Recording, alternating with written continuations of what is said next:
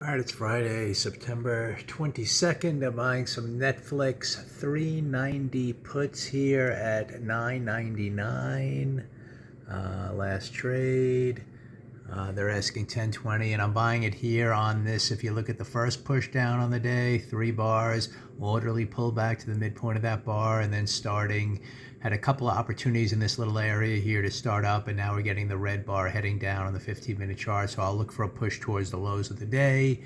On the daily chart here, it's still continuation lower. We broke this level, didn't really bounce from there. We tried, and so you have kind of the shooter momentum bar from yesterday that could be heading lower, and you kind of see all kinds of if you look at the weekly chart, if I recall, there's like a pivot machine gun kind of thing heading lower down in here.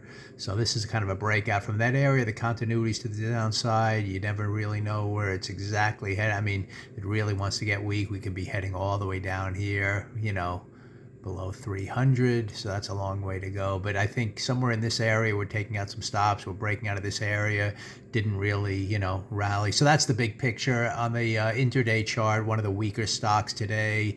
The market itself kind of moved up a little bit just to take out some stops. This one couldn't even get up there. So that's why I just picked the weakest one I could find.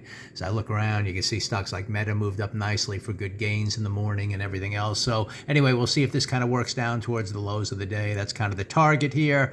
You could scale out a little ahead of that, set up an no-risk trade, and because you have a little exhaustion risk on the downside, but the trend's definitely down. So you're looking for the best chart I guess you can find, and in terms of downward movement. And this one seems to have that start of the day, moved up to the midpoint, 2 down red bar. So we'll see if it kind of works down towards the lows of the day here.